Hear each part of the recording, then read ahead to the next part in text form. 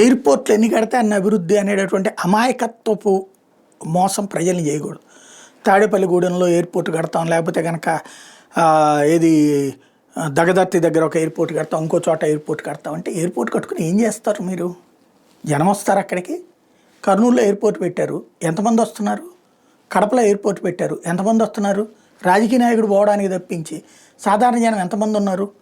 Regular floating ఉండే చోట airport కట్టడంలో అర్థం ఉంది. కానీ ఫ్లోటింగ్ లేని చోట్ల ఎయిర్పోర్ట్ కట్టడం అంటే అక్కడ ఉన్న భూములు తీసుకోవడం ప్లస్ రకరకాలైన గందరగోళం నెలకొంటుంది. దానికి స్టాఫ్ ఊరకనే కూర్చోబెట్టి మేపడం తప్పించి ఏముండదు. ఇక్కడ ఇదంతా ఎందుకు చెప్పాల్సి వస్తుందంటే, ఇప్పుడు భారతదేశంలో ఉన్నటువంటి ఎయిర్పోర్ట్లు 315 అయితే బ్రెజిల్లో ఉన్నాయి 5297. మరి బ్రెజిల్ ఎకానమీ కంటే భారత ఎకానమీ బాగుంది కదా. ఇప్పుడు ఆంధ్రప్రదేశ్లో విశాఖపట్నంలో ఎయిర్పోర్ట్ ఉంది, రాజమండ్రిలో ఎయిర్పోర్ట్ ఉంది, విజయవాడలో ఎయిర్పోర్ట్ ఉంది, కర్నూలులో ఎయిర్పోర్ట్ ఉంది, కడపలో ఎయిర్పోర్ట్ ఉంది, తిరుపతిలో ఎయిర్పోర్ట్ ఉంది. ఇవన్నీ పబ్లిక్ డైరెక్ట్గా ఉండేటట్టు. మళ్ళీ సత్యసాయి జిల్లాలో అదంటే ప్రైవేట్ ఎయిర్పోర్ట్ అది అనుకుందాం. పోనీ ఇన్ని ఉన్నాయి. మరి అభివృద్ధిలో ఎందుకు వెనకబడి ఉన్నాం మనం? ఎయిర్పోర్ట్ ఉంటే అభివృద్ధి జరిగితే ఇవన్నీ అభివృద్ధి చెందాలిగా.